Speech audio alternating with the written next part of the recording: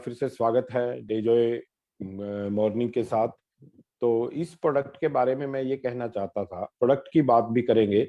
उससे पहले हम ये जानना चाहेंगे क्या हमारे पास लोगों की प्रॉब्लम का सॉल्यूशन है क्या। अगर हमारे पास लोगों की प्रॉब्लम का सॉल्यूशन नहीं है, फार्मर्स की प्रॉब्लम का सॉल्यूशन नहीं है, तो हमारी कोई वैल्यू नहीं। फार्मर हमें तभी वैल्यू देगा जब हम उनकी प्रॉब्लम्स को सॉल्यूशन देंगे, उनका हल करेंगे। आज फार्मर की आर्थिक स्थिति जो है बहुत ही कम है, कमजोर हो चुकी है। उसकी लागत दिनों दिन बढ़ती जा रही है, कॉस्ट ऑफ प्रोडक्शन जो है बहुत ज्यादा बढ़ चुकी है और उसकी जो इनकम है वो कम होती जा रही है, जिसके कारण फार्मर जो है डेब्ट में है, कर्ज में है। तो इससे फार्मर को निकालने के लिए ऑर्गेनिक फार्मिंग एक बहुत ही अच्छा सब्स्टिट्यूट है।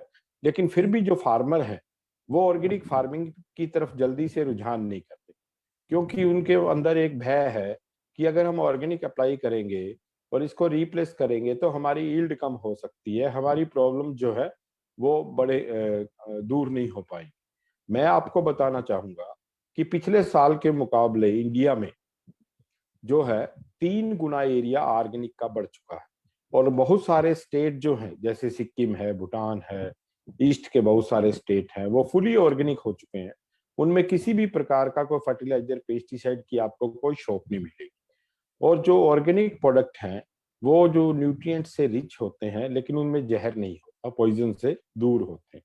तो हर कोई जो है न्यूट्रिएंट रिच फूड खाना चाहता है।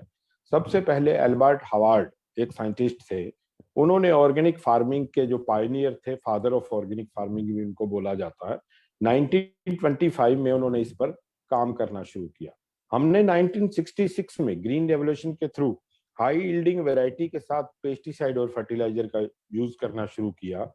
हमारी उस समय नीड थी क्योंकि पॉपुलेशन ज्यादा थी और हम इंपोर्ट करते थे। तो हाई यील्डिंग वैरायटी के साथ हमने अंधाधुंध जो है केमिकल फर्टिलाइजर और पेस्टिसाइड का इस्तेमाल किया, यील्ड भी बढ़ी, लेकिन दिनों दिन उसके दुष्प्रभाव हमारे सामने आने लग गए। अब एल्बर्ट हवार्ड ने ये 1925 में ही ऑर्गेनिक फार्मिंग को शुरू कर दिया था, इसलिए उनको फादर ऑफ ऑर्गेनिक फार्मिंग भी बोला जाता है। उन्होंने जो दुष्प्रभाव देखे, उन्होंने देखा कि किस तरह से सॉइल जो है उसकी नेचुरल फर्टिलिटी और नेचुरल डिफेंस जो है इससे खत्म होती जा रही। तो उसको देखते हुए उन्होंने इसको ऑर्गेनिक फार्मिंग को बढ़ावा देना शुरू किया।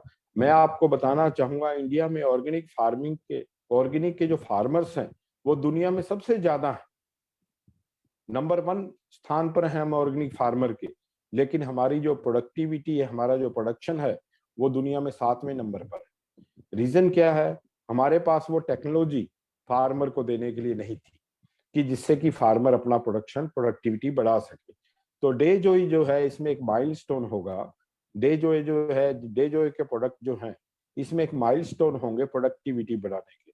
और आने वाले टाइम में जैसे दुनिया में हम प्रोडक्टिविटी के मामले में 7वें नंबर पर हैं, लेकिन हमारे फार्मर जो है पहले नंबर पर हैं।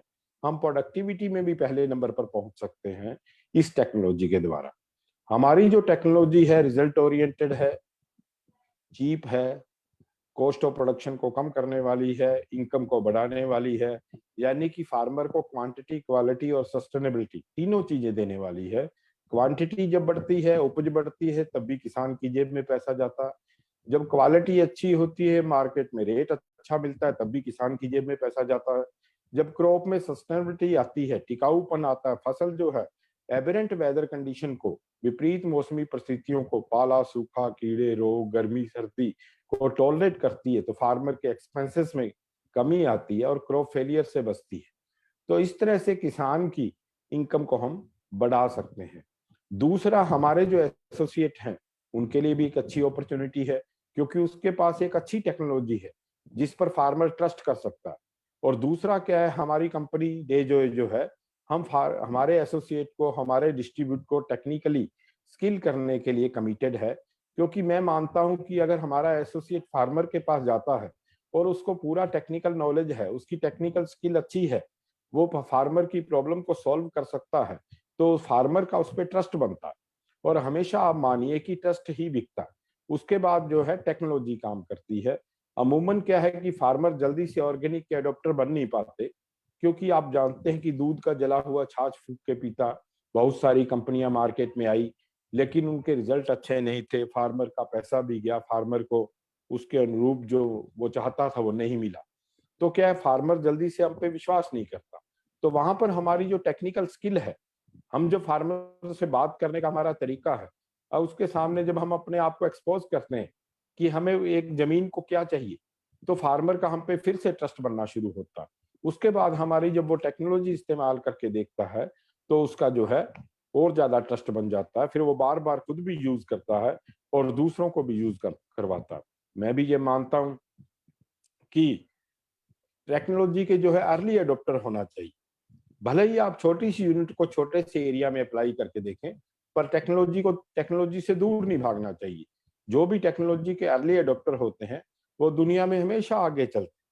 जो भी टेक्नोलॉजी के अर्ली एडोप्टर होते हैं, वो दुनिया में सबसे आगे चलते हैं। और टेक्नोलॉजी के एडोप्टर होने में कोई बुराई नहीं है। या तो आप खुद छोटी सी यूनिट को छोटे से एरिया में अप्लाई करके देख ले, या हमारा डेजोए का जो एसोसिएट है, हमारा डिस्ट्रीब्यूटर है, किसी फार्मर को बताए कि फलां खेत में फलां किसान ने इस टेक्नोलॉजी को यूज किया है और उसका खेत देख लीजिए आप। तो अगर वो उसका खेत भी देख के यूज कर लेता है, रिस्क भी नहीं लेना चाहता, और उसका खेत देख कर भी यूज कर लेता है, तो भी वो टेक्नोलॉजी का अडॉप्टर बन सकता है। तो दोनों तरह से हम किसान को टेक्नोलॉजी का अडॉप्टर बना सकते हैं, अपनी टेक्निकल स्किल के द्वारा भी, और आसपास हम डेमो देकर भी उसका टेक्नोलॉजी का अडॉप्टर बना सकते हैं। अब मैं टेक्निकली कुछ बातें आपके सामने करूंगा, जिसके बारे में हमें जरूरी है कि फार्मर को बताना।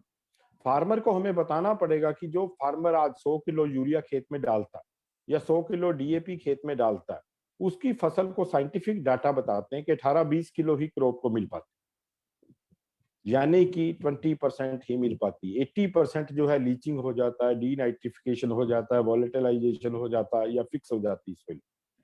क्योंकि हमने क्या किया जी, अंधाधुंध जो फर्टिलाइजर पेस्टिसाइड केमिकल्स का यूज किया, उससे सोइल का जो बायोटा था, सोइल के जो जीव थे, सोइल का जो माइक्रो ऑर्गेनिज्म थे, सोइल का जो फ्लोरा और फोना था, वो धीरे धीरे करके खत्म होता है। उससे सोइल की नेचुरल फर्टिलिटी थी जी, जो न्यूट्रिएंट्स को अवेलेबल करवाने का काम करती थी, वो खत्म हो गई। अब मैंने यहाँ हमारे हरियाणा या पंजाब जो कि पूरा ग्रीन बेल्ट है, इसमें मैंने देखा है जो किसान 2 बैग यूरिया 1 एकड़ में डालता था, आज 4 से 6 बैग तक डालने लग गया। रीजन क्या है? लागत बढ़ती जा रही। उसको ये नहीं पता कि मैं तो मात्रा तो बढ़ाता जा रहा हूँ, लेकिन मेरी जमीन के जो फिजिकल केमिकल बायोलॉजिकल प्रॉपर्टीज ऐसी नहीं है कि वो फसल को दे पाए। जैसे किसी आदमी का हाजमा खराब होता है, उसको खाया पिया लगता ही नहीं है, आप कितना ही खिला दो। लेकिन कई ऐसे भी लोग होते हैं जो बिल्कुल ही सूखा सूखा खाते हैं, लेकिन बड़े हष्ट पुष्ट रहते हैं। तो हमारी जमीन का जो हाजमा है, जो जमीन की जो फिजिकल केमिकल बायोलॉजिकल प्रॉपर्टीज हैं, वो हमने खत्म कर दी। अगर वो खत्म हो जाती है तो क्या होता है? जमीन बंजर हो जाती है। आप जितनी भी यूरिया डीएपी पोटाश या कुछ भी डालेंगे, वो वैसे ही पड़ा रहेगा। आपको मैं बताना चाहूंगा, यूरिया का जो फॉर्म होता है, केमिकल फॉर्म एमाइड फॉर्म होता है, और ये कोई डायरेक्ट एमाइड फॉर्म में कोई भी प्लांट नहीं ले सकता। इसको 2 बैक्टीरिया होते हैं, नाइट्रोसोमोनस और नाइट्रोबैक्टर। जो नाइट्रोसोमोनस बैक्टीरिया है, उसको नाइट्राइट में कन्वर्ट करता है यूरिया को, एमाइड फॉर्म को। और जो नाइट्रोबैक्टर बैक्टीरिया है, वो नाइट्राइट को नाइट्रेट में कन्वर्ट करता है, और उस नाइट्रेट फॉर्म को ही प्लांट ले पाता है। अगर ये बैक्टीरिया सॉइल में खत्म हो गए तो क्या होगा? आपकी यूरिया सॉइल में वैसे ही पड़ी रह जाएगी, या लीचिंग से चली जाएगी, वोल्टिलाइजेशन हो जाएगा, डीनाइट्रिफिकेशन हो जाएगा। और यही अब हो रहा है। इसी तरह से हम जो डीएपी डालते हैं, 18 किलो 100 किलो में से फसल को मिल पाती, क्योंकि सॉइल में जो है फॉस्फोरस सॉल्युबलाइजिंग बैक्टीरिया ही खत्म कर दी। सॉइल की जो नेचुरल फर्टिलिटी हमने खत्म कर दी। उसी का परिणाम है कि आज जो जितनी डीएपी हम सॉइल में डाल रहे हैं, वो फसल को नहीं मिल पा रही। और किसान क्या करता है, इसकी यूरिया डीएपी पोटाश की मात्रा बढ़ाता जाता है। उसको ये नहीं पता कि मैं जो डालता हूँ वो फसल को भी मिल रही है कि नहीं मिल रही। कारण क्या है इसका? और दूसरा एक कारण और है। किसान क्या करता है, एक प्लांट जो है 16 एलिमेंट जो है, डॉक्टर आर्नोन एंड स्टाउट थे, उन्होंने पाया कि 16 एलिमेंट जो बहुत ही एसेंशियल है प्लांट के लिए, लेकिन किसान डालता कितने? 3। 16 तो एसेंशियल है ही, जिनके बिना प्लांट अपना लाइफ साइकिल पूरा नहीं कर पाता, लेकिन प्लांट जो है सोइल से 25 से 30 एलिमेंट उठा लेता। अलग अलग प्लांट की अलग अलग रिक्वायरमेंट होती है, अलग अलग क्रॉप की अलग अलग रिक्वायरमेंट होती है। जब क्रॉप सॉइल से 30 एलिमेंट उठाएगी, हम 3 डालेंगे, तो सॉइल तो खाली होती जा रही। तो सॉइल का जो एक्सप्लॉइटेशन हो रहा है, इसको देखते हुए यूएनओ ने, यूनाइटेड नेशन ऑर्गेनाइजेशन ने 2015 को international year of soil declare किया था। उसका लोगो था हेल्दी सॉइल हेल्दी नेशन। अगर हमारी सॉइल हेल्दी होगी तो हमारा ह्यूमन बीइंग हेल्दी होगा, नेशन हेल्दी होगा। असल में वर्ल्ड हेल्थ ऑर्गेनाइजेशन ने जो स्टडी की, उसने पाया कि आदमी की जो 70% से ज्यादा बीमारियों का कारण न्यूट्रिएंट डेफिशिएंसी है, पोषक तत्वों की कमी है। जैसे कि आयरन की कमी से खून में कमी आ जाती है, विटामिन ए ना मिले तो आंखें कमजोर हो जाती हैं, डी ना मिले तो हड्डियां कमजोर हो जाती हैं, जिंक ना मिले तो लोग मानसिक रोगी हो जाते हैं। माइंड के लिए जरूरी है, ब्रेन के लिए जरूरी है। तो कोई ना कोई विटामिन मिनरल जो हमारी बॉडी को जरूरी है, वो मिलता हमें कहाँ से? जो कुछ हम खाएंगे, अनाज फल सब्जी जो भी दूध वगैरह, उनसे मिलेगा। उसमें कहाँ से आएगा? सॉइल से आएगा। उसमें कहाँ से आना है? सॉइल से आना। लेकिन जब सॉइल ही डेफिशिएंट होती जा रही, तो वो हमारा अनफल सब्जी अनाज दूध सब डेफिशिएंट होता जा रहा है। आज आपको जितने 4 किलो दूध, विटामिन फल सब्जी अनाज दूध में जितने विटामिन मिनरल 4 किलो में मिलते हैं, पहले इतने 1 किलो में हुआ करते थे।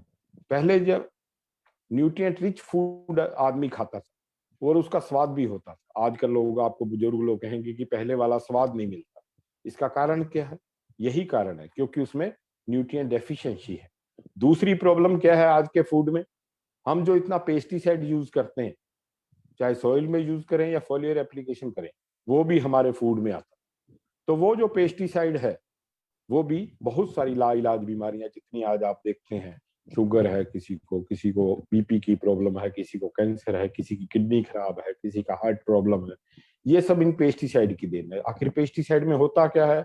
मरकरी होता, पारा, लेड होता, शीशा, जो बहुत ही घातक जहर है। आखिर ये पेस्टिसाइड तभी तो वो जहर है क्योंकि उन्होंने कीड़े और रोग खत्म करने। रोग और कीड़े खत्म होंगे ही नहीं अगर उनमें मरकरी और लेड नहीं डाला जाएगा। तो ये जो पॉइजन है हमारे अंदर जाता है, और ये दोनों तरह की समस्याएं आदमी को फेस करनी पड़ती हैं। एक तो न्यूट्रिएंट डेफिशिएंसी से पैदा होने वाली बीमारियां, और दूसरी जो है पेस्टिसाइड से पैदा होने वाली बीमारी। न्यूट्रिएंट डेफिशिएंसी से जो 70% हमारे शरीर की बीमारियां होती हैं, WHO ने उसको नाम दिया हिडन हंगर। एक हमारे अंदर एक छुपी हुई भूख है, जो थोड़े समय के बाद एक बीमारी के रूप में सामने आती है। चाहे खून की कमी हो जाए, या आंखें कमजोर हो जाए, चाहे हड्डियां कमजोर पड़ जाए, या घुटनों में दर्द हो जाए। तो ये सब प्रॉब्लम जो है, एक जैसे जैसे डेफिशिएंसी को हम फेस करते जाते हैं, तो ये दोनों तरह की प्रॉब्लम सामने आती है। लेकिन अगर हम ऑर्गेनिक का यूज करते हैं, तो एक बैलेंस न्यूट्रिशन जो है हमारे अनाज फल सब्जी में जाता है और हमारे अंदर आता है। और हमारे को जो अनाज फल सब्जी मिलता है, वो पोषक तत्वों से भरपूर लेकिन जहर से दूर मिलता है। और आपको जो है अच्छा एक भोजन मिलेगा। आज आप जो जानते हैं कि एक घर का किचन का खर्चा उतना नहीं, ग्रोसरी का खर्चा उतना नहीं है, ये राशन का खर्चा उतना नहीं है जितना कि मेडिसिन का हुआ पड़ा, जितना दवाई का हुआ पड़ा। इसका कारण ही यही है, क्योंकि हम जो फूड ले रहे हैं उसमें न्यूट्रिएंट्स है ही नहीं, और वो हमारे अंदर न्यूट्रिएंट डेफिशिएंसी है। दूसरी तरफ उसमें न्यूट्रिएंट्स की जगह पेस्टिसाइड है। तो वो दोनों तरह की प्रॉब्लम हमारा जो मेडिसिन का खर्चा जो है बढ़ा देती है।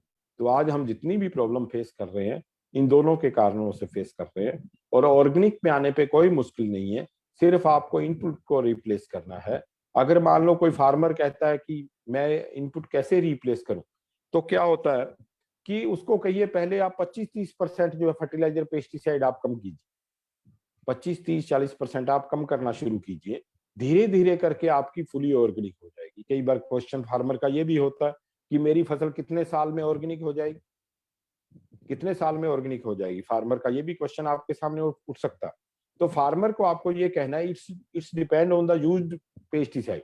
क्योंकि कई पेस्टिसाइड ऐसे होते हैं जिनकी परसिस्टेंस बहुत लॉन्ग टाइम तक रहती है, यानी कि वो सॉइल में कई सालों तक पड़े रहते हैं। हम जानते हैं कि जो क्लोरीनेटेड हाइड्रोकार्बन्स जो बैन किए गए थे, जैसे कि एल्ड्रीन, BHC, DDT, आप जानते होंगे। आजकल भी बहुत सारे पेस्टिसाइड दिनों दिन बैन किए जा रहे हैं, और फ्यूचर भी ऑर्गेनिक का है। तो कुछ पेस्टिसाइड की परसिस्टेंस बहुत ज्यादा होती, वो कई कई साल बाद भी हमारे अन्न फल सब्जी में आते रहते। तो इसलिए क्या है, अमूमन 3-4 साल में कोई भी फूड जो है ऑर्गेनिक हो जाता है। लेकिन फिर भी अगर कुछ ऐसे पेस्टिसाइड यूज किए गए हैं जो कि उनकी परसिस्टेंस ज्यादा है, तो हो सकता है कि आपको 1-2 साल ज्यादा लग जाए। तो it's depend on the persistence of the herbicide, मतलब परसिस्टेंट ऑफ द पेस्टिसाइड भी, वो कितने समय तक आपकी सॉइल में पड़े रहते हैं। बहुत सारे हैं जो कि एब्जॉर्ब रहते हैं सॉइल पार्टिकल्स पर, जो कि लॉन्ग टाइम तक पड़े रहते हैं। तो वो अगर कोई भी पार्टिकल पेस्टिसाइड का सॉइल में होगा तो डेफिनेटली वो कभी ना कभी आपके फूड में, आपके अन्न फल सब्जी में आएगा।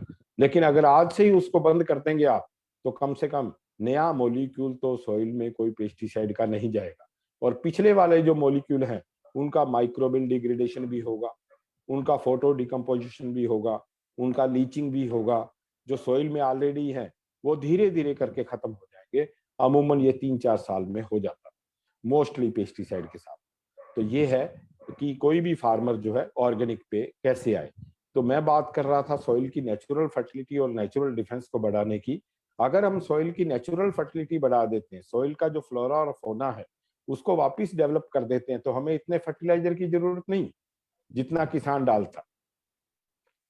सॉइल में कुदरत ने बहुत सारे बैक्टीरिया दिए हैं, जैसे राइजोबियम है, एजोटोबैक्टर है, एसिटोबैक्टर है, बहुत सारे ऐसे बैक्टीरिया हैं जो नाइट्रोजन फिक्सिंग का काम करते हैं।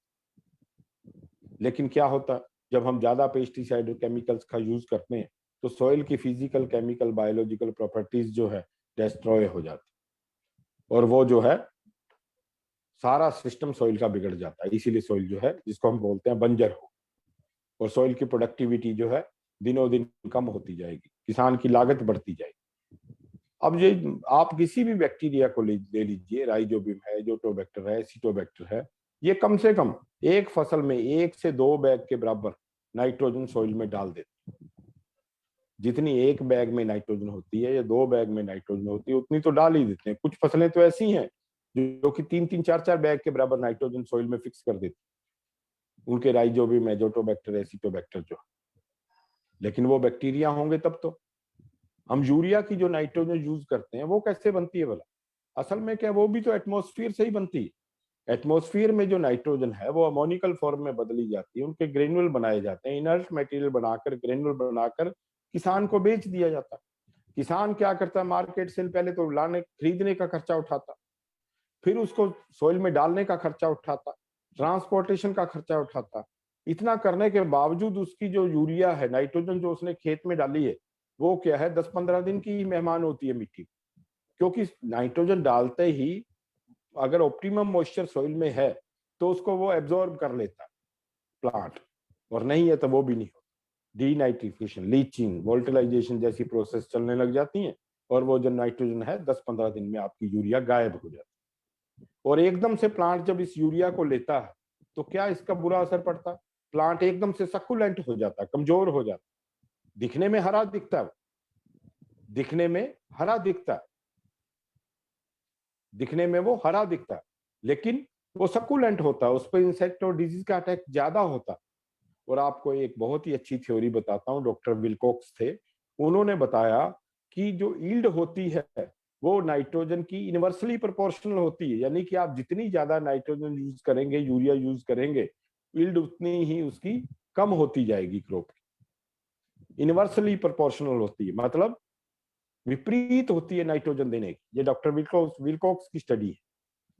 तो प्लांट को कमजोर करें, इंसेक्ट डिजीज का अटैक बढ़ाए, इसलिए तो हम क्यों ना यूरिया कम यूज करें। और सबसे बड़ी बात है, जो राइजोबियम, एजिटोबैक्टर, एसिटोबैक्टर जो नेचुरल नाइट्रोजन सॉइल में आती है, उसको प्लांट अगर 6 महीने की क्रॉप है तो 6 महीने तक फसल को मिलती, और मिलती भी फ्री में। बताइए अब कौन सी अच्छी, खरीद के लाई हुई अच्छी है, जो कुदरत ने दे रखी है वो अच्छी? ये बैक्टीरिया भी एटमॉस्फेरिक की नाइट्रोजन को सॉइल में डालते हैं, और ये फैक्ट्रियों वाले भी एटमॉस्फेयर वाली नाइट्रोजन को यूरिया में बदलते हैं। तो क्यों ना फैक्ट्री आप अपने घर में ही लगा लो, अपने खेत में ही लगा लो। तो क्यों ना इस फैक्ट्री को अपने खेत में ही लगेगी कैसे? लगेगी तब जब आप ऑर्गेनिक का यूज करें। मैं आज आपको एक बहुत ही अच्छा एग्जाम्पल बताने जा रहा हूँ। मैंने अभी क्या हुआ, इंटरनेट पे एक वीडियो सर्च किया होशियारपुर के एक फार्मर का। वो बिल्कुल नेचुरल फार्मिंग करता है, उनका नाम है चरण सिंह। तो उसकी खासियत ये थी कि उसका जो फील्ड है उसमें लगभग 50-60 तरह के पक्षी जो हैं उसके फील्ड में हमेशा रहते हैं। 50-60 तरह के पक्षी हमेशा रहते हैं। और अमूमन लोग क्या करते हैं कि पक्षियों को भगाने के लिए बहुत सारे तरीके अपनाते हैं। ऐसा होता है ना, अब क्या है कि ये जो हमारा इकोसिस्टम है, इसमें पक्षियों का भी बड़ा इंपॉर्टेंट रोल है। उसके खेत में वो कहता है कि मेरे खेत से पक्षी उतना खाते नहीं है जितना कि वो यहाँ के जो कीड़े हैं उनको खा जाते हैं, जो इंसेक्ट्स को खा जाते हैं। तो मुझे पेस्टिसाइड इस्तेमाल नहीं करना पड़ता, मैं नेचुरल फार्मिंग करता हूँ और इनका जो बसेरा है मेरे खेत में वो मेरे को नुकसान कम देता है, फायदा ज्यादा देता है। तो ये एक मैं आपको रियल स्टोरी बता रहा हूँ। चरण सिंह जी होशियारपुर में एक फार्मर, मैं आपको दूसरे फार्मर की स्टोरी बताता हूँ। वो जो फार्मर है वो भी फ्रांस से आकर यहाँ बसे हुए हैं होशियारपुर में, और वो ऑर्गेनिक वीट पैदा करते हैं। लोगों का वीट जहाँ 2,000 रुपए क्विंटल बिकता, उसका 4,000 रुपए क्विंटल पहले ही बुक हो जाता। उसका भी रीजन यही है, क्योंकि वो प्योर ऑर्गेनिक फार्मिंग करते हैं, ऑर्गेनिक वीट पैदा करते हैं। तो फ्यूचर भी ऑर्गेनिक का ही है। आज आप मार्केट में जाइए, आपको ऑर्गेनिक जितनी भी, मैं भी कई बार बिग बाजार वगैरह में इसमें जाता हूँ तो मैं देखता हूँ कि जो ऑर्गेनिक दालें वगैरह हैं उनके रेट जस्ट डबल होते हैं। फ्यूचर भी ऑर्गेनिक का ही है। आने वाले टाइम में ये जितना भी पेस्टिसाइड है, धीरे धीरे करके हर साल 2-4 पेस्टिसाइड, हर्बिसाइड, इंसेक्टिसाइड बैन किए जाते हैं। इसका रीजन ही यही है कि आने वाले टाइम में फुली ऑर्गेनिक होने वाला है। ये जितने भी यूरोपियन और अमेरिकन कंट्रीज हैं ये सब ऑर्गेनिक है, और ये इंपोर्ट भी ऑर्गेनिक करते हैं। इंडिया से भी जो जाता है ऑर्गेनिक एक्सपोर्ट होता है सारे कंट्रीज। वो कौन जहर खाना चाहता? कोई भी नहीं जहर खाना चाहता। तो अब जरूरत इस चीज की है कि फार्मर को इसका रिप्लेस कैसे किया जाए। फार्मर जल्दी से तैयार नहीं हो, तो फार्मर को डे जो है कि टेक्नोलॉजी के बारे में बताना होगा कि ये किस तरह से वर्क करती है, किस तरह से नेचुरल इसकी फर्टिलिटी बढ़ाती है सॉइल की, किस तरह से सॉइल की नेचुरल डिफेंस बनाती है। नेचुरल डिफेंस से मेरा मतलब है कि सॉइल में बहुत सारे ऐसे बैक्टीरिया हैं, जैसे बवेरिया बेसियाना एक फंगस होती है सॉइल में, जो कि हार्मफुल इंसेक्ट के अंडों को खा जाती है।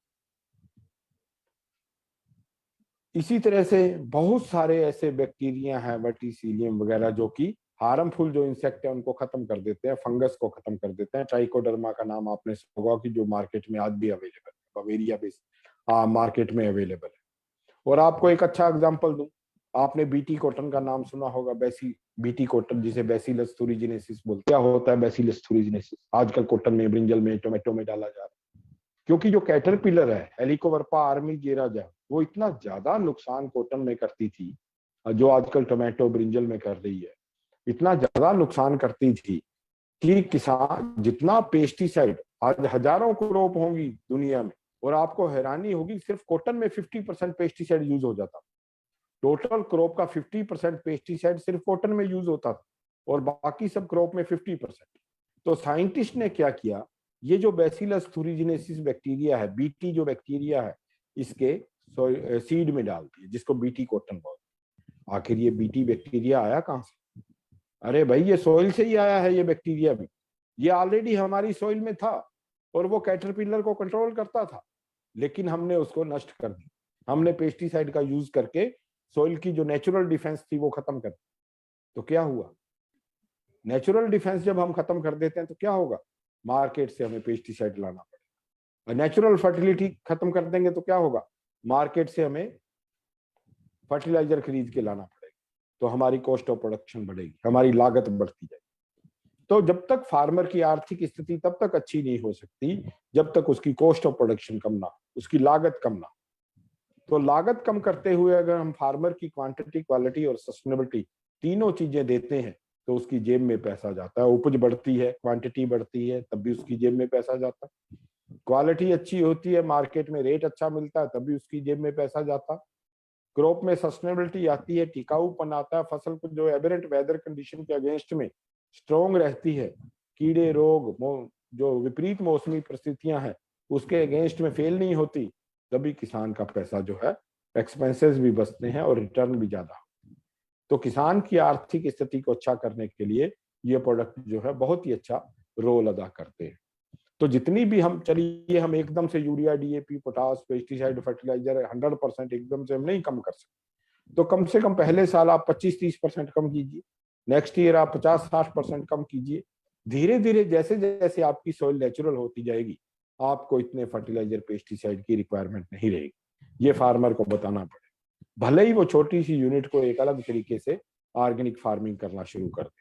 और नहीं तो कम से कम फार्मर अपने घर के लिए 1-2 एकड़ में जो वीट पैदा करता है, राइस पैदा करता है या कुछ भी वेजिटेबल्स पैदा करता है, उसके लिए तो उसको आप मना ही सकते हैं भी तुम अपने लिए जहर क्यों खाना चाहता था। और आपको एक और चीज बताऊं, अब पहले क्या होता था, ऑर्गेनिक के लिए थोड़ी प्रॉब्लम आती थी फार्मर्स को पैदा करने। क्या था कि बहुत सारी एजेंसियां ऐसी इंडिया में नहीं थी कि जो कि किसान को मार्का दे सकें या उसके प्रोडक्ट को खरीद सकें। लेकिन आजकल मैं देखता हूँ बहुत सारी जो है एजेंसियां ऐसी हैं जो कि फार्मर से कांटेक्ट करती हैं, अगर उसका प्रोडक्ट ऑर्गेनिक है तो उसको अच्छे दाम भी देती, उसको अच्छी कीमत भी देती, और वो ऑर्गेनिक के नाम से बड़ी बड़ी मार्केट उनकी चलती है, एक्सपोर्ट भी करते हैं। तो ऑर्गेनिक पैदा करने में कोई नुकसान नहीं है, आपकी कोई जो है प्रोडक्ट में कमी नहीं आने वाली। कमी आएगी तो आपकी लागत में कमी आएगी, बढ़ेगी तो आपकी सिर्फ और सिर्फ इनकम बढ़ेगी। चलिए अब बात करते हैं कंपनी के दो प्रोडक्ट की। एक कंपनी का जो प्रोडक्ट है प्रोस्पर्स के नाम से है, बहुत ही यूनिक प्रोडक्ट है ये प्रोस्पर्स। जो मैंने इसके बारे में जो स्टडी की है, तो प्रोस्पर्स जो है दो फॉर्म में आता है, एक लिक्विड फॉर्म में और एक टेबलेट फॉर्म। दोनों ही बहुत इजी है, कैरी करना आसान है। टेबलेट फॉर्म को तो कैरी करना भी बहुत आसान है, आप चाहे कहीं भी जाए तो बहुत सारा प्रोडक्ट जो है, कई एकड़ का प्रोडक्ट जो एक छोटे से बैग में ले जा सकते हैं। अब क्या है प्रोस्पर्स, अमूमन मैं आपको कुछ चीजों का कंपेयर भी कर देता हूँ जितना मेरा एक्सपीरियंस है पिछली कंपनियों में काम करने का। मैंने जैसे आपको बताया कि मेरे को लगभग 25 ईयर का रिसर्च का, एक्सटेंशन का, टीचिंग का, ट्रेनिंग का, एक्सटेंशन का एक्सपीरियंस है। और presently I am the professor in MM university. मैं अभी भी एग्रीकल्चर कॉलेज में प्रोफेसर, और मैंने फार्मर्स की बहुत सारी प्रॉब्लम्स को बहुत ही इजी वे में सॉल्व किया है ऑर्गेनिक तरीके से। तो मैं उसी चीज को बताना चाहूंगा, और जो अदर कंपनीज में मेरा एक्सपीरियंस रहा है उसको भी मैं इस डे जो के साथ आपके साथ कंपेयर करना चाहूंगा। तो आपको लगेगा कि डे जो कहीं बेहतर है, इसकी जो टेक्नोलॉजी है वो कहीं पायनियर है, कहीं बेहतर है, कहीं आगे की टेक्नोलॉजी, और इस पर हम आगे भी बेहतर जो है रिसर्च के अनुसार काम करते रहे, ये हम विश्वास आपको दिलवाते। पहली बात तो ये है आपके पास अच्छी टेक्नोलॉजी होनी चाहिए, इसके लिए हम कमिटेड है। दूसरा जो है आपका टेक्निकल स्किल जो है वो बेहतर होना चाहिए, प्रॉब्लम को सॉल्व करने वाला होना चाहिए। ऐसा होना चाहिए फार्मर से आप बात करें तो फार्मर को लगे मेरे साथ एक डॉक्टर बात कर रहा है, फिर फार्मर का आप पर ट्रस्ट बनता है। जब आपको टेक्निकल नॉलेज अच्छा होता है, उसकी फार्मर्स की प्रॉब्लम को आप सॉल्व कर पाते हो, तो फार्मर का आप पे ट्रस्ट बनता है, और जब वो ट्रस्ट बनता है तो जरूर वो आपका प्रोडक्ट इस्तेमाल करेगा, और फिर जो प्रोडक्ट के जब वो रिजल्ट देखेगा तो सारी उम्र के लिए आपके साथ बंध जाएगा। तो अपने आप को, हमारा मोटो भी यही रहता है इस ट्रेनिंग का, कि हमारे जो एसोसिएट है, हमारे जो डिस्ट्रीब्यूटर है, हमारे जो वर्कर हैं, जो इतनी धूप और बारिश में काम करते हैं, उनका जो टेक्निकल स्किल अच्छा, और उनकी जो मेहनत का भी उनको हक देने का। चूंकि ये एक नेटवर्किंग प्लेटफॉर्म पे कंपनी काम कर रही है, और मैं मानता हूं कि ये जो प्लेटफॉर्म है आज के टाइम में फ्यूचर का प्लेटफॉर्म है। और क्योंकि मैंने कई बार जो है जो मोटिवेटर्स की भी कई बार बातें सुनता हूं, तो उन्होंने भी कहा, एक बार बिल गेट्स ने भी ये बात कही कि अगर आज मुझे जीरो से शुरू करना पड़े तो मैं नेटवर्किंग ही अप्लाई करूंगा। बिल गेट्स ने कहा अगर मेरे को आज जीरो से शुरू करना पड़े तो मैं नेटवर्किंग को ही अपनाऊं। तो नेटवर्किंग का फ्यूचर आप जानते हैं कितना बढ़िया है, अच्छी टेक्नोलॉजी। हम जो इसके अलावा हमारी कंपनी के पास जो टेक्निकल स्किल पैदा करने की क्षमता है वो भी हम आपको पूरी प्रोवाइड करने के लिए कमिटेड। चलिए सर बात करते हैं प्रोडक्ट की, प्रोस्पर्स की। चलिए, तो शुरू से मैं बात करूंगा। पहले तो प्रोस्पर्स के बारे में जो खासियत ये है कि ये जर्मिनेशन से लेके फ्रूटिंग तक काम कर, ये एक बहुत बड़ी बात है। आप सोचेंगे इसमें बड़ी बात क्या, आप कई ऑर्गेनाइजेशन के प्रोडक्ट देखिए, वो जर्मिनेशन के लिए उनको अलग प्रोडक्ट निकालना पड़ता है। फिर जो ग्रोथ होती है जिसे वेजिटेटिव ग्रोथ बोलते हैं, जो रूट और शूट की ग्रोथ होती है, जड़ और पत्तियों की जो ग्रोथ होती है जिसे वेजिटेटिव ग्रोथ बोलते हैं, उसके लिए दूसरा प्रोडक्ट निकालना। सर सर सार्थक दिस साइड। सर आपको स्क्रीन शेयर करनी है क्या? क्योंकि स्क्रीन शेयर अभी एज ऑफ नाउ हो नहीं रही है। कर देता हूं। सर बिल्कुल। इसमें लिखा है only the host can share in this meeting. Sir yes sir, मैं आपको राइट्स दे रहा हूँ, just wait for a second. हाँ, कर दो कर दो कर दो।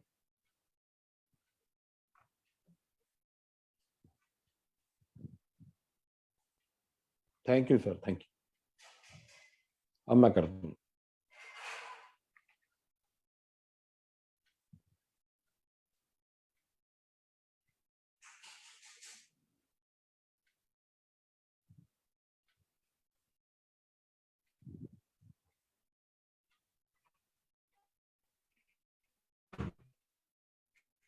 यस, हो गया sir. Showing screen, screen show कर रही है। हेलो हेलो, स्क्रीन शो कर रही है। हेलो। यस सर, कर रही है स्क्रीन शो, आप कंटिन्यू हाँ करिए। ठीक है, ठीक है, मैं पहली स्लाइड से लेता हूँ। पहली स्लाइड, तो ये प्रोडक्ट है प्रोस्पर्स। प्रोस्पर्स की हम बात कर रहे थे। प्रोस्पर्स जो प्रोडक्ट है बड़ा ही यूनिक प्रोडक्ट है। मैं क्यों यूनिक कहता हूँ इसको, क्योंकि मेरा जो एक्सपीरियंस है पिछला, वो बताता है कि पहले मैंने जितने भी ऐसी कंपनी के लिए प्रोडक्ट के लिए जो प्रमोशन का काम किया है, वो क्या करते हैं, जर्मिनेशन का एक अलग प्रोडक्ट निकालते हैं, ग्रोथ के लिए अलग प्रोडक्ट निकालते हैं, और जो रिप्रोडक्टिव पार्ट होता है जिसे फ्लावरिंग एंड फ्रूटिंग बोलते हैं, उसके लिए अलग प्रोडक्ट उनको निकालना पड़ता है। तो फार्मर के उससे क्या एक्सपेंसेस बढ़ जाते हैं। दूसरा क्या, फार्मर को कंफ्यूजन भी बहुत रहता है कि किसको कब यूज करें। लेकिन यहाँ पर आपको प्रोस्पर से एक ऐसा प्रोडक्ट मिलता है जो सॉइल ट्रीटमेंट से लेके फ्लावरिंग फ्रूटिंग तक आप इसका बहुत बेहतर अच्छी तरह से यूज करेंगे। सबसे पहले जब आप इसका सॉइल ट्रीटमेंट करेंगे तो आपका इसका बेहतर जो है जर्मिनेशन मिलेगा, बहुत ही अच्छा इससे जर्मिनेशन होगा, क्योंकि किसान की नींव ही जर्मिनेशन से स्टार्ट होती, हिम्मत ही जर्मिनेशन से बनती। उसके बाद आता है पार्ट वेजिटेटिव ग्रोथ का, रूट और शूट की ग्रोथ का। जैसा कि हम जानते हैं, अगर अच्छी रूट्स डेवलप होंगी तो सॉइल से न्यूट्रिशन एंड वाटर की सप्लाई प्लांट को अच्छी होगी, और शूट अच्छी होंगी तो फोटोसिंथेसिस अच्छे बनेंगे। तो ये दोनों काम भी ये प्रोडक्ट जो है बहुत ही अच्छे तरीके से करता है, क्योंकि ये रूट से सप्लाई किया गया जो वाटर एंड न्यूट्रिशन है, और शूट पत्तियों में बने हुए फोटोसिंथेसिस हैं, ये दोनों जो है एक तरह से सोर्स का काम करते हैं, मतलब यही प्लांट के लिए सोर्स है। उसके बाद जब रिप्रोडक्टिव ग्रोथ आती है तो उसमें सबसे पहले फ्लावरिंग आती है, उसके बाद फ्रूटिंग आती है या ग्रेन फॉर्मेशन आता है। तो ये सोर्स में बना हुआ जो भी मैटर है वो सिंक, यानी कि जो फ्लावर एंड जो फ्रूटिंग है वो एक तरह का सिंक का काम करता है। हमेशा जो फोटोसिंथेसिस या न्यूट्रिशन और वाटर का मूवमेंट जो है सोर्स से सिंक की तरफ होता, यानी कि जब हमारा अच्छा बेस अच्छा बन जाएगा, हमारी वेजिटेटिव ग्रोथ अच्छी हो जाएगी प्लांट की, तो क्या होगा, उसका जो सोर्स का जो कलेक्ट करने का तरीका है रूट से भी और शूट से भी, वो अच्छा होगा। जब वो बेहतर होगा तो निश्चित रूप से हमारा जो फ्लावर है, फ्रूट है, वो भी अच्छा हो जाएगा। अब कुछ प्रॉब्लम इसमें क्या आती है, फार्मर कहता है जी फूल झड़ जाते, फ्लावर शेडिंग होती है ना, तो वो इससे रुक जाती। फ्रूट सेट अच्छा होता है, फ्रूट का साइज अच्छा होता है, फ्रूट की क्वालिटी अच्छी होती, फ्रूट का जो शाइनिंग अच्छा होता है, शूट की ग्रोथ अच्छी होती, और ये जो है एनवायरनमेंट की स्ट्रेस को भी झेलता है। बहुत सारे फिजियोलॉजिकल जो डिसऑर्डर होते हैं, बहुत सारे जो फ्रूट्स के फिजियोलॉजिकल डिसऑर्डर होते हैं, जैसे फ्रूट्स का फटना, वो बोरोन की कमी से होता है। आपने ब्लॉसम एंड रोट देखा होगा टोमेटो में, नीचे से टोमेटो जो है ब्लैक पड़ने लग जाता है, वो जो कैल्शियम की कमी से होता है। आपने जो इसमें गोभी में, कालीफ्लावर में देखा होगा, जो उसकी लीव्स जो है पतली हो जाती है, जिसे विपटेल बोलते हैं, वो मोलिब्डेनम की कमी से होता है। चूंकि ये प्रोडक्ट जो है सभी प्रकार के मैक्रो माइक्रो न्यूट्रिएंट्स के अलावा amino acid, enzyme, vitamin, minerals provide करता है, तो ये जो डेफिशिएंसी सिम्टम्स आपको नहीं मिलेंगे, इनकी डेफिशिएंसी से पैदा होने वाले जो फिजियोलॉजिकल डिसऑर्डर है वो नहीं होंगे।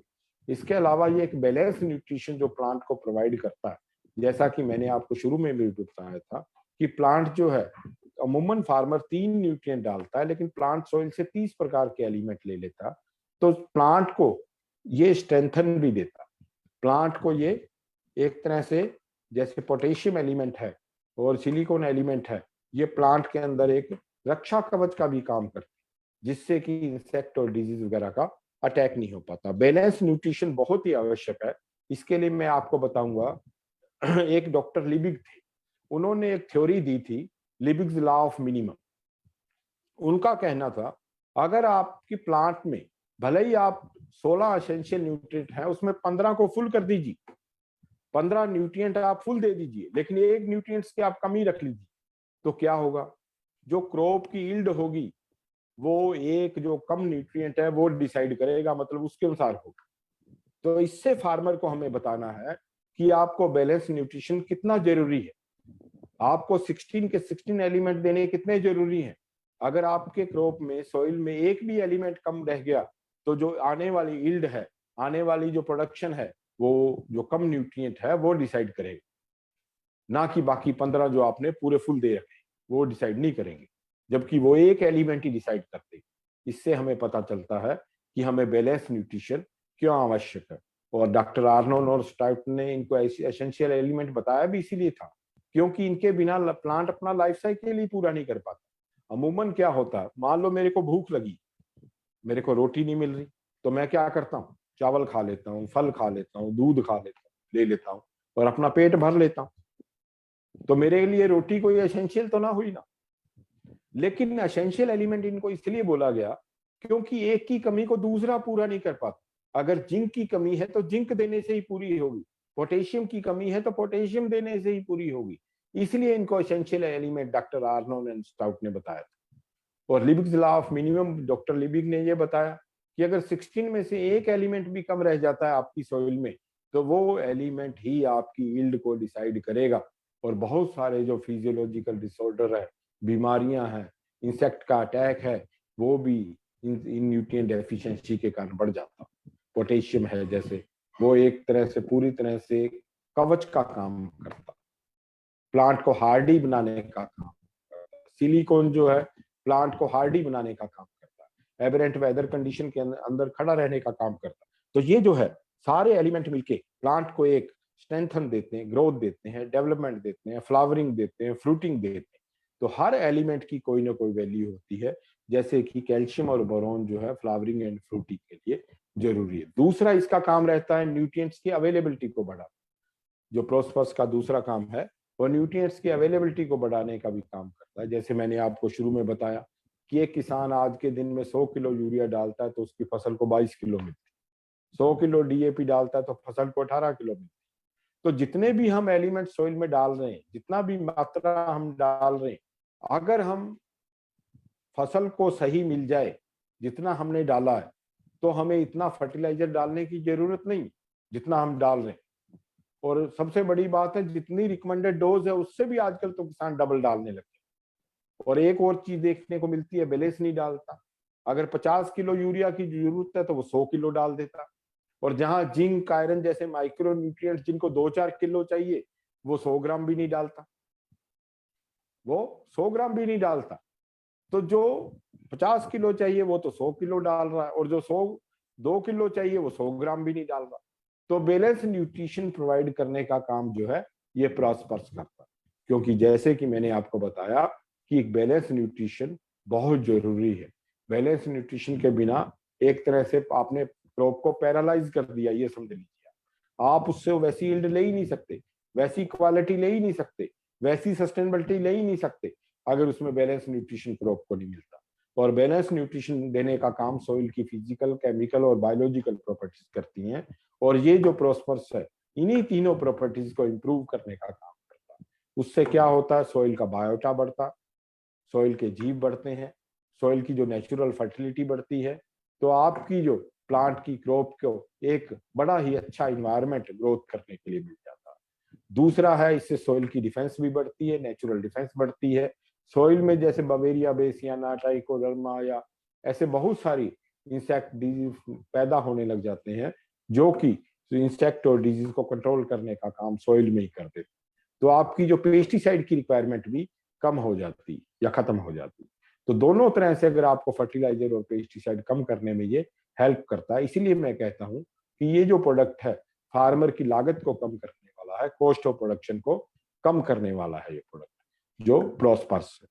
क्योंकि एक तो ये तीनों स्टेज पे काम करता, जर्मिनेशन पे भी, वेजिटेटिव ग्रोथ पे भी, रिप्रोडक्टिव ग्रोथ पे। सॉइल का जो बायोटा है, सॉइल की जो फिजिकल, केमिकल, बायोलॉजिकल प्रॉपर्टीज को इंप्रूव करता है, तब भी यह बहुत अच्छा काम करता है। जिससे क्या है, हमारी क्रॉप को एक बहुत ही अच्छा फेवरेबल इन्वायरमेंट मिलता है। अच्छे इन्वायरमेंट में क्रॉप जो है बहुत ही बेहतर ग्रो करती। ये प्रोस्पर्स का काम था। ये दो फॉर्म में आता है। जो लिक्विड फॉर्म में आता है उसको 5 ml पर लीटर की इसकी डोज रहती है, और जो टेबलेट फॉर्म में आता है उसको 15 लीटर की टंकी में एक टेबलेट आप मिलाकर यूज कर सकते हो, या ड्रिप के थ्रू अगर आप देना चाहें तो 20 टेबलेट जो है पर एकड़ इसकी यूज रिकमेंडेड डोज है।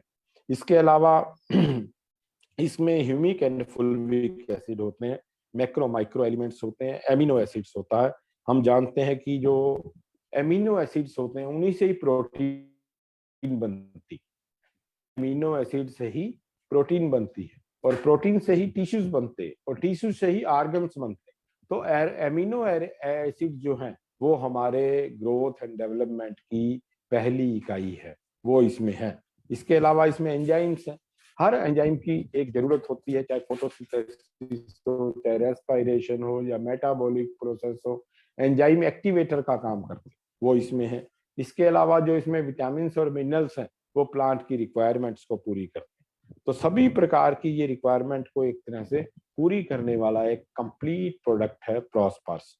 और प्रोस्पर्स का यूज करने के बाद सॉइल का जो बायोटा है, सॉइल की जो नेचुरल फर्टिलिटी है, सॉइल की जो नेचुरल डिफेंस है, वो बहुत बेहतर हो जाती है। उससे प्लांट को एक फेवरेबल इन्वायरमेंट मिलता है। उस फेवरेबल इन्वायरमेंट में प्लांट जो है बड़ा अच्छा ग्रोथ करता है, डेवलपमेंट करता है, फ्लावरिंग करता है, फ्रूटिंग करता है, और किसान को क्वांटिटी, क्वालिटी और सस्टेनेबिलिटी तीनों ही चीजें उसको मिल जाती है। उसके बाद मैं आता हूं दूसरे प्रोडक्ट पे, जो कि ट्रांसपोर्टर 80 के नाम से है। ये भी बहुत ही यूनिक प्रोडक्ट है। मैं इसको यूनिक इसलिए कह रहा हूं कि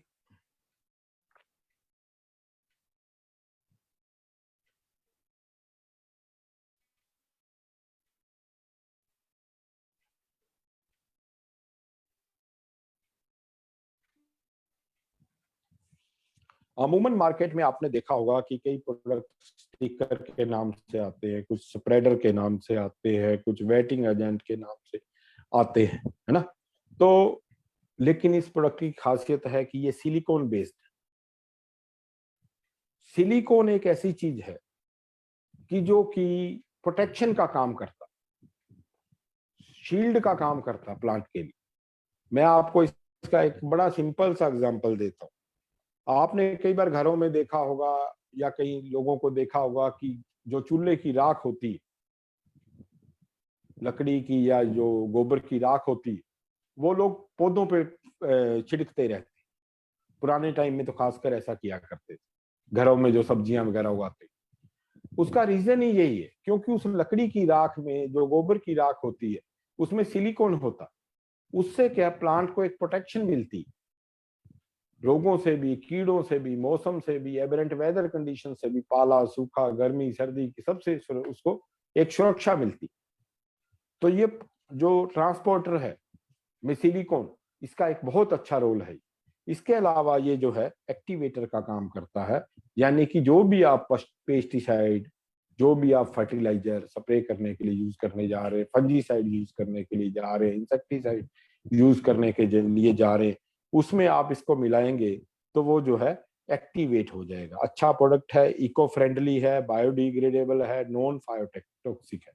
बायोडिग्रेडेबल का मतलब है इसकी परसिस्टेंस कोई ज्यादा नहीं होती, ये हार्मफुल नहीं है। दूसरा, ये वेटिंग का काम करता है। हम जब भी स्प्रे करते हैं तो क्या होता है, जरूरी होता है कि क्रॉप को पूरी तरह से वेटिंग मिले, अच्छी तरह से लीव जो है भीग जाए। इसके अलावा ये स्प्रेडिंग का काम करता है। अमूमन क्या होता है, करता है तो ड्रॉपलेट्स जो है लीव्स पे रह जाती, पूरी तरह फैल नहीं पाती। रीजन क्या है? रीजन है कि जो सरफेस टेंशन होती है किसी भी ड्रॉप की, वो उसको फैलने नहीं देती। लेकिन इसका नॉन आयनिक जो फार्मूला है वो उसको स्प्रेड करने में मदद करता है, जिससे कि पूरी पत्ती उससे पर फैल जाता है और पूरी पत्ती जो है वेट हो जाती है। फिर इसका काम होता है स्टिकिंग करना, यानी कि अगर वो प्लांट पे, क्रॉप पे स्टिक नहीं होगा, नीचे चला जाएगा, गिर जाएगा, तो क्या होगा, वो बेअसर हो जाएगा जो भी आप फर्टिलाइजर, पेस्टिसाइड।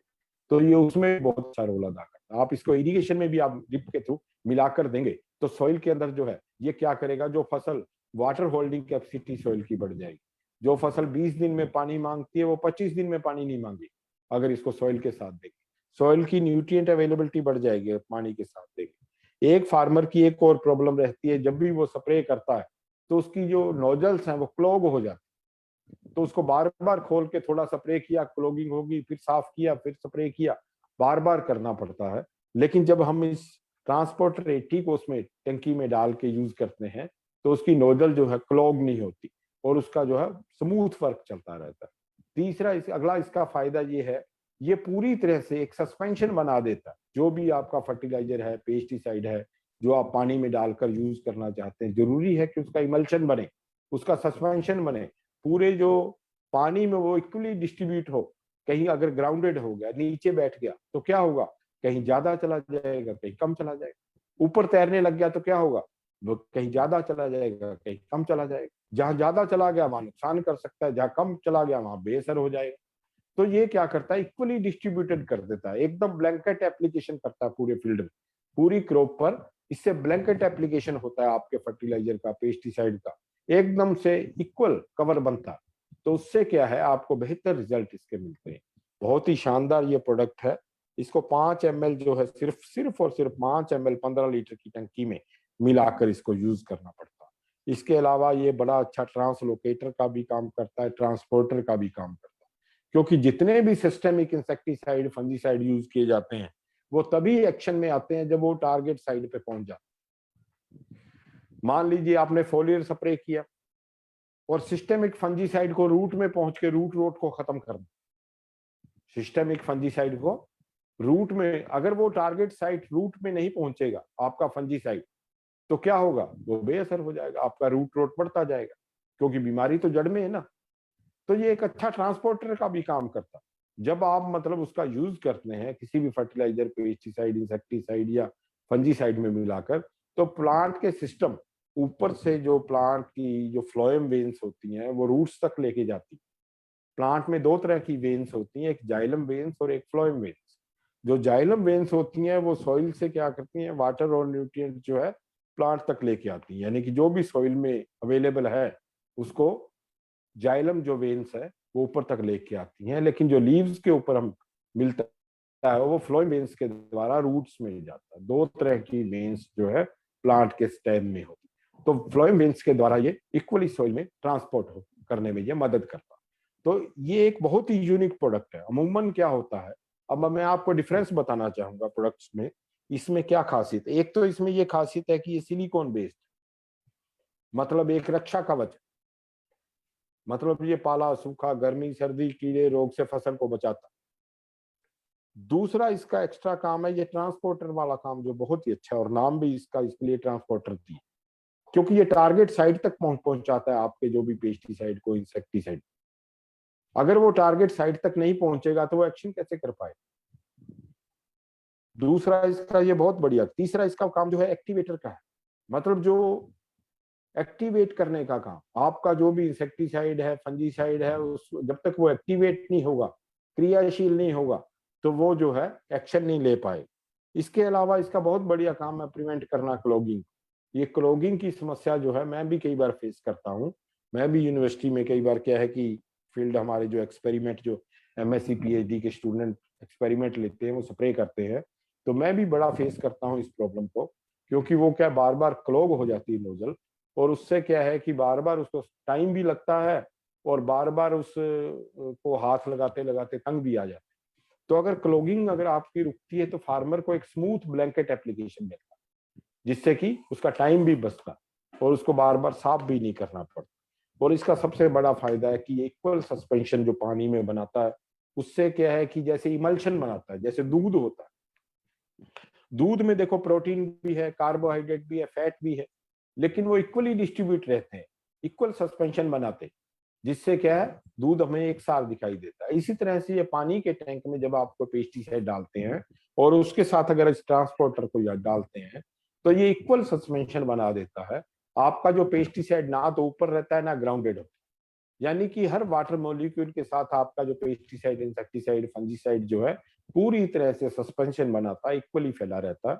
और जब हम इसको स्प्रे करते हैं तो फील्ड में भी इक्वली जो है एक ब्लैंकेट एप्लीकेशन करता है, और पूरी तरह से इक्वली डिस्ट्रीब्यूटेड हो जाता है। दोनों ही प्रोडक्ट जो है बड़े यूनिक है, दोनों ही प्रोडक्ट जो है सॉइल की नेचुरल फर्टिलिटी और नेचुरल डिफेंस बनाने वाले हैं, दोनों ही प्रोडक्ट जो है फार्मर की कॉस्ट ऑफ प्रोडक्शन कम करने वाले हैं, इनकम बढ़ाने वाले हैं, सॉइल को जो है एक नेचुरल इकोसिस्टम प्रोवाइड करने वाले हैं, लागत कम करने वाले हैं। इसके जितने भी इंग्रेडिएंट हैं सब यूनिक हैं, मतलब मार्केट में जितने भी मैं प्रोडक्ट अगर कंपेयर करूं तो इससे बेटर प्रोडक्ट नहीं बन पाए, और फ्यूचर भी है इसका। और हमारे जो ये प्रोडक्ट के जो बनाने वाले रिसर्च वाले लोग जो हैं वो बहुत ही मतलब विजन रखते हैं। कंपनी का विजन भी यही है कि हम किसान को ऐसी टेक्नोलॉजी दें जिससे कि वो जल्दी से जल्दी उसको फार्मर एडॉप्ट करने वाले बने, क्योंकि हमारा जो एसोसिएट है उसको मेहनत और पसीने की कमाई भी मिल जाए। जो भी आपका बिजनेस प्लान रहता है, मैं ज्यादा बिजनेस के बारे में तो जानता नहीं, मैं एक टेक्निकल आदमी हूँ, लेकिन जहां तक मैं जानता हूँ आपको बिजनेस प्लान के थ्रू जो है आपको एक अच्छा प्लेटफॉर्म मिला है, आपकी मेहनत की पसीने की हक देने वाला प्लेटफॉर्म है। सबसे बड़ी बात है आपके पास एक अच्छा प्रोडक्ट है, और हम कमिटेड हैं कि हम अच्छी टेक्निकल स्किल के द्वारा हमारे जो एसोसिएट है, एक टेक्निकल स्किल के द्वारा हमारे जो एसोसिएट है उनको स्किल्ड करेंगे, उनको नॉलेज बढ़ाएंगे, जिससे क्या है कि जब भी वो फील्ड में जाए, फार्मर के पास जाए और उनकी प्रॉब्लम्स को सॉल्व करे। क्योंकि मैं जानता हूं हमारे पास अगर लोगों की प्रॉब्लम का सॉल्यूशन नहीं है ना, तो हमें कोई भी नहीं पूछने वाला। लोगों को रिजल्ट चाहिए, लोगों को अपनी प्रॉब्लम का सॉल्यूशन चाहिए, सिर्फ बातों से कुछ नहीं होता। और ये दोनों चीजें तब दे सकती हैं जब हमारे पास अच्छी टेक्नोलॉजी हो और अच्छी टेक्निकल स्किल हो, अच्छा नॉलेज हो, जिससे कि फार्मर की प्रॉब्लम्स को आइडेंटिफाई कर सकें, उसका सॉल्यूशन दे सकें, उसको डायग्नोज कर सकें। जब हम इन चीजों को करने के लायक हो सकते हैं, तो हो जाते हैं, तब क्या होता है, फार्मर का हम पे ट्रस्ट बनता है। और दुनिया में आप देख लेना जितने भी ब्रांड हैं वो सिर्फ इसीलिए अच्छी कीमत में बिकते हैं क्योंकि उन पे लोग ट्रस्ट करते हैं। बहुत बहुत धन्यवाद आप, बहुत बहुत धन्यवाद आप।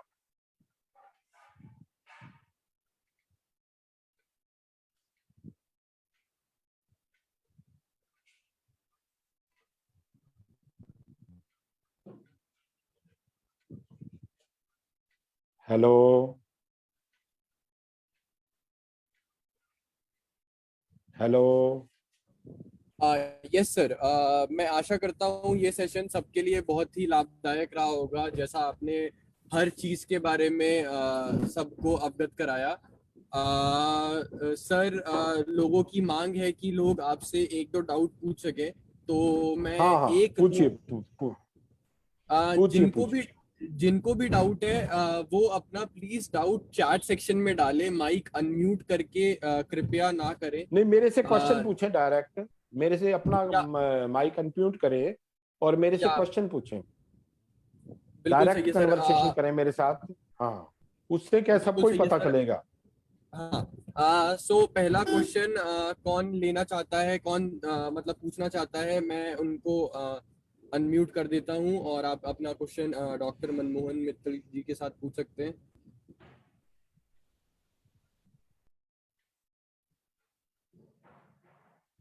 Anyone ask me please. कोई भी आपका क्वेश्चन हो, कोई भी डाउट हो, इन फ्यूचर भी आप मेरे से बाय फोन भी बात कर सकते हैं। फील्ड में भी अगर आप कभी हो, अगर आपसे कोई प्रॉब्लम सॉल्व ना हो तो उसकी पिक मेरे को व्हाट्सएप कर दें। फील्ड में से भी अगर आपके पास कोई प्रॉब्लम होती है, आप फील्ड में जाते हो, तो उसकी पिक लेकर जो भी प्रॉब्लम हो, डिजीज हो, इंसेक्ट हो, फिजियोलॉजिकल डिसऑर्डर हो, कुछ भी, आप उसकी पिक भी मेरे को भेज देंगे तो भी मैं उसका सोल्यूशन आपको भिजवा दूंगा। और फोन पर भी आप मेरे से बात कर सकते हैं। हाँ, यूनिवर्सिटी का थोड़ा मेरा टाइम रहता है, लेकिन मैं शाम तक उसी दिन की प्रॉब्लम उसी दिन ही सॉल्व कर,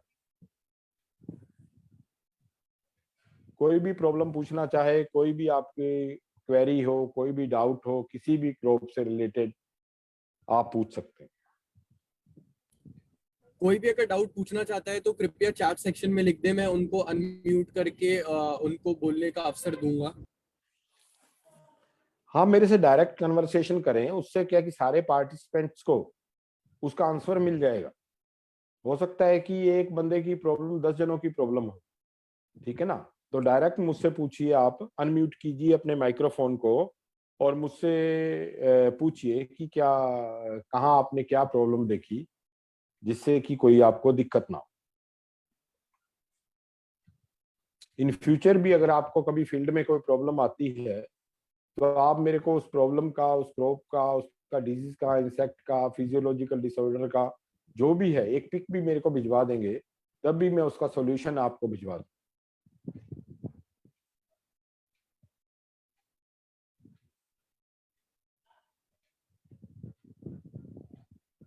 मेरा कॉन्टेक्ट नंबर है 8427736258।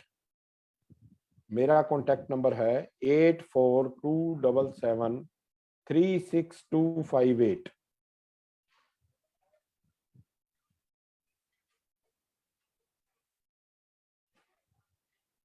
8427736258। 8427736258।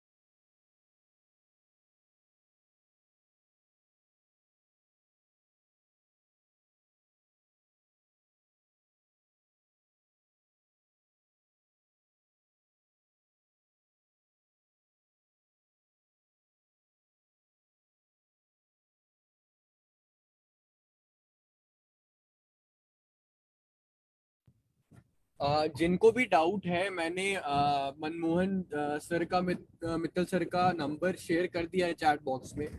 आप ले सकते हैं, कृपया उनको स्पैम मत करिएगा। जेन्युइन डाउट्स आप उनको मैसेज कर सकते हैं जब भी उनको टाइम मिलेगा। He will surely revert back to you guys. I hope this session was brainstorming one, and आशा करता हूं कि आप लोगों को प्रोडक्ट इन्फॉर्मेशन बिल्कुल मिल चुकी होगी और आप अपने कस्टमर्स तक ये सेम चीज जो आप लोगों को सर ने समझाई वो पहुंचा पाएंगे, तभी हम लोग का प्रोडक्ट सेल होगा। Thank you for such a wonderful session, sir. It was a pleasure having you on board in the meeting. Thank you so much, sir. Thank you, thank you. बहुत अच्छा लगा आपसे जुड़ के। हम आगे भी ऐसे प्रोडक्ट नॉलेजेबल सेशन करते रहेंगे आपके साथ। मतलब बहुत ही अच्छा सेशन था ये, सबको बहुत ज्यादा पसंद आया। बहुत सर बहुत मतलब धन्यवाद। बिल्कुल चैट सेक्शन में आप लोग देख सकते हैं कि मतलब थैंक यू सर लिख रहे हैं सब लोग। सर बहुत ही बहुत अच्छा लगा बहुत आपसे जुड़ धन्यवाद के। आपका। मेरा भी यही मकसद रहता है कि मैं हमारे जो एसोसिएट हमारे साथ वर्क कर रहे हैं उनको टेक्निकली पूरा स्किल्ड करूं, जिससे कि उनको मैं अपने जैसा ही, वो मेरे जैसे ही डॉक्टर हो जाएं। वो फील्ड में जाएं तो उनको वो मेरे जैसे ही डॉक्टर बन जाएं, सर जिससे क्या है कि आलोक कुमार सिंह आपसे एक डाउट पूछना चाहते हैं, उनका हाँ डाउट ले बोलो, लेते हैं। पूछो जी, पूछो पूछो पूछो। Sir hello hello. जी आलोक जी, बोलिए आप अपना डाउट। आवाज आ रही है क्या हमारी? बिल्कुल आ रही है सर। सर जैसे किसानों के बीच जब जाते हैं सर, तो कुछ किसानों ने जैसे आवाज नहीं आ रही। Hello hello. हाँ, आवाज नहीं आ रही। हेलो हेलो, सर, आवाज नहीं आ रही क्या? माइक्रोफोन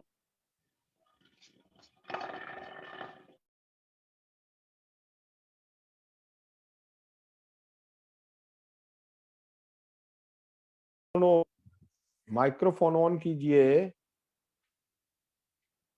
जिसने पूछना है वो प्लीज अपना माइक्रोफोन ऑन कीजिए। इंदर साहू रायपुर। हाँ, कौन? सुलेख ठाकरे। हाँ, कौन? प्लीज आप माइक्रोफोन ऑन करके मेरे से क्वेश्चन कीजिए सर। हेलो।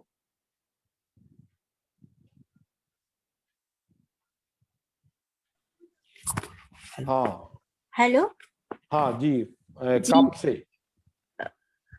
हेलो जी, हाँ बोलो जी, बोलिए जी, बोलिए। नमस्ते। मैं गीता राय एक बार बोल रही हूँ। गीता। जी गीता रायकवार। कहाँ से जी? सर मैं भोपाल से बोल रही हूँ। भोपाल से, जी जी। हाँ सर, ये प्रोडक्ट जो भी जानकारी दी मुझे बहुत अच्छी लगी। थैंक और यू वेरी बट मच।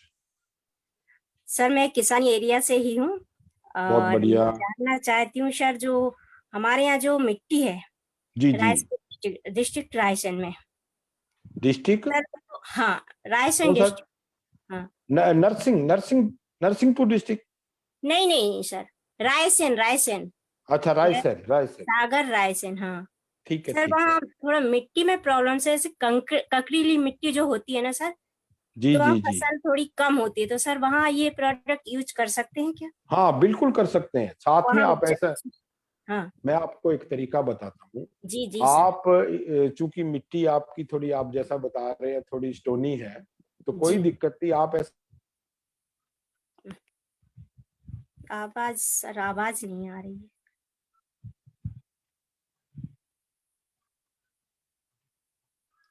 आवाज गई। हेलो जी गीता। जी सर। हाँ बीच जी में सर, क्या है, आवाज, हाँ आवाज गायब हुई थी, अब आने हाँ लगी है। वो क्या होता है, कई बार को लोग बीच में कॉल करते हैं ना, जी तो जी कॉल करने से क्या है कि वो रुक जाती है बात। जी जी मैं, आप इस प्रोडक्ट को भी यूज कीजिए। जी। साथ में एक क्रॉप होती है सेसबानिया, जैसे अब ये महीना चल रहा है मार्च अच्छा का, अच्छा। हाँ हाँ। उस ढेंचा के नाम से आती है मार्केट। जी सर, एक बार। हेलो। हाँ जी, मैं नोट हाँ कर लेती हूँ। हाँ, मेरा नंबर भी आप नोट कर लीजिए, मेरे हाँ को कॉल नोट। भी कर लेना, हाँ एट हाँ। फोर टू डबल सेवन वो जी सर। ढेंचा का आप सीड जो है पर एकड़ उसका 1 किलो सीड लगता है करीब करीब। जी। उसको आप बिखेर कर थोड़ा उस पर प्लेवा करके ना छोड़ दीजिए। तो अच्छा, वो जब, मिट्टी के ऊपर सर, हाँ हाँ ठीक। 50 एक दिन की जब वो क्रॉप हो जाए, 45-50 दिन की, तो उस अच्छा पर प्लोइंग कर दीजिए। प्लोइंग करते ही उसमें बहुत सारा ऑर्गेनिक मैटर जो है आपकी सॉइल में मिल जाएगा। तो अच्छा। उससे क्या आपकी सॉइल और जल्दी जो है जी डिकम्पोज होके बहुत ही पल्वराइज हो जाएगी सॉइल। और जी उसके बाद जब आप खरीफ क्रॉप लेंगे, अब यानी कि अभी आपके पास 50 दिन है खरीफ क्रॉप लेने से पहले। जी खरीफ क्रॉप लेने से मान लीजिए आप सोयाबीन लेते हैं, वहां पर जी मोस्टली जी। लोग सोयाबीन लेते हैं, तो या कोई भी आप अरहर लेते हैं या कोई भी पल्स क्रॉप लेते हैं इन दिनों में शायद। तो अभी आप क्या करें कि उसमें ढेंचा जरूर ले लें, 50 दिन की क्रॉप है तो अच्छा उसका जी ढेंचे का बीज आप एक, बस उसको बिजाई नहीं करनी पड़ती। ढेंचे जी। का जो बीज होता है, सेसबानिया बोलते हैं उसको, बहुत ही बारीक होता है, सिर्फ उसका छिड़काव करके, अच्छा ब्रॉडकास्टिंग करके, हल्का सा बस प्लेवा करके पानी दे दीजिए। और फिर क्या है कि जब वो 40-50 दिन का हो जाए तो मिट्टी में मिला दीजिए। तो अच्छा एक जी। बहुत ही शानदार आपकी जमीन जो है तैयार हो जाएगी। मैं आपको बताना चाहूंगा ढेंचे की खासियत, सभी सुन लें। रीजन क्या है कि अगर किसी की सॉइल मान लीजिए एल्कलाइन है, कईयों की मिट्टी थोड़ी पानी या मिट्टी क्षारीय होता है ना, एल्कलाइन होता है। हेलो। हाँ जी जी सर, बोलिए। हाँ, हाँ कई बार क्या पानी या मिट्टी एल्कलाइन होता है, तो ढेंचे में क्या 34% कैल्शियम होता है।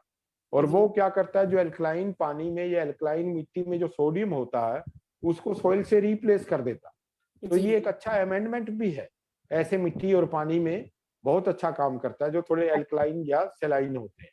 ओके दूसरा क्या ओके है, ढेंचा डालने से क्या है, लगभग 120 किलो के करीब नाइट्रोजन जो है सॉइल में मिल जाती है, क्योंकि जी ये राइजोबियम वाली लेग्यूमिनस क्रॉप है। राइजोबियम वाली लेग्यूमिनस क्रॉप है। जी तीसरा क्या है, इससे टनों ऑर्गेनिक मैटर जो है आपकी सॉइल में मिल जाएगा। तो ये ऑर्गेनिक मैटर जो है जब डिकम्पोज होता है तो आपकी मिट्टी को पल्वराइज करना शुरू कर देता है, और ओ, बहुत ही अच्छी आपकी क्रॉप इन फ्यूचर शुरू हो जाएगी।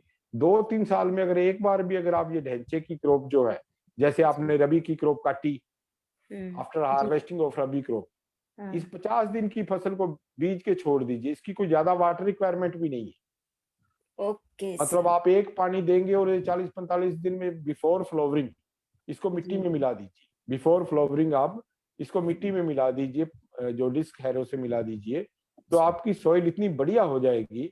मैं आपको बताऊं, ये जो नरसिंहपुर एरिया है ना आपके, नरसिंहपुर, जी जी। मैं वहां काफी जाता रहा हूँ, वहां की मिट्टी भी बहुत अच्छी है। तो आपकी मिट्टी बिल्कुल वैसे हो जाएगी। Okay sir. सर ये जैसे कटाई के, फसल कटने के बाद ही मतलब ये कर सकते हैं ना सर? हाँ हाँ, आप रबी की क्रॉप कटेगी ना, हाँ बिल्कुल। तो मैं डिस्ट्री बस उसका ब्रॉडकास्ट कीजिए, सीड को पानी लगाइए और ये उगाएगा अपने आप। और फिर ओके क्या है सर। कि जब 40-50 दिन का हो जाए तो मिट्टी में मिला दीजिए।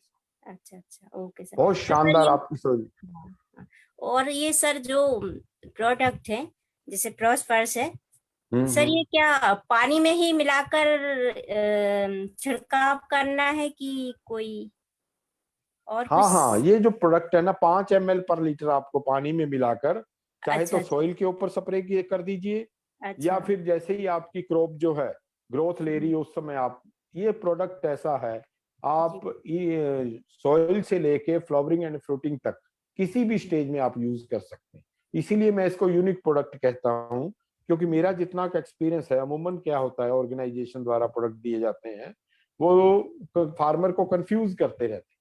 कोई जी जर्मिनेशन के लिए अलग है, ग्रोथ के लिए अलग है, हम्म, फ्लावरिंग एंड फ्रूटिंग के लिए अलग है। जी तो ये जी प्रोडक्ट जो है बहुत ही यूनिक है। हाँ सर, वही मैं ये प्रोडक्ट जहाँ देने जाऊं दूंगी तो काफी क्वेश्चन पूछते हैं सर, इसलिए मैंने आपसे मेरी क्वेश्चन बात करवा पूछा दो, ही कोई था। बात नहीं, मेरी बात करवा दो। अगर आपकी कोई प्रॉब्लम सॉल्व ना हो तो उस फार्मर से मेरी बात करवा धन्यवाद सर। मैं आशा करता हूं कि गीता जी का क्वेश्चन आपने बेहतरीन तरीके से बिल्कुल आंसर करा। अब उनकी समस्या हल हो जाएगी। आज का सेशन काफी मतलब ऐसे लाभदायक रहा है हम लोगों के डिस्ट्रीब्यूटर्स के लिए। हम ऐसे भी सेशन और आगे करते रहेंगे। और मैं एक चीज सब डिस्ट्रीब्यूटर्स को बोलना चाहूंगा, मैंने डॉक्टर मनमोहन मित्तल जी का नंबर चैट विंडो में शेयर कर दिया है। कृपया उनको कॉल ना करके आप उनको नॉर्मल एसएमएस या व्हाट्सएप पे अपने क्वेश्चन जो भी हैं पूछिएगा। प्लीज उनको स्पैम मत करिएगा। उनके जितने भी आपके क्वेश्चंस हैं कृपया उनको मैसेज डाल दीजिएगा। उनको जब भी समय मिलेगा वो पक्का से आपके सारे प्रश्नों का उत्तर देंगे। हाँ, good day joy night everyone. I hope कि ये सेशन सब लोगों के लिए बहुत ही मतलब लाभदायक रहा है। और मतलब मेरे लिए तो काफी कुछ सीखने को मतलब मेरे को भी मिला है। Thank you sir, thank you for thank you very coming. Much, thank you sir, thank you. Thank you sir, thank you so much. Thank you everyone for joining the session. मैं आशा करता हूँ कि कुछ ना कुछ आप लोग जरूर सीख के गए होंगे और डे जॉय का नाम आप लोग जैसे बढ़ाते हुए आए हैं हमेशा आगे बढ़ाते हुए चलेंगे। सर हम आपको आशा करते हैं जरूर ही जल्द ही नेक्स्ट सेशन में भी देखेंगे। Sir wonderful wonderful session thank bye you you very sir. Much sir, thank you. मैंने I am ready for every session. जब भी यस आपको हो मेरे को बता दें।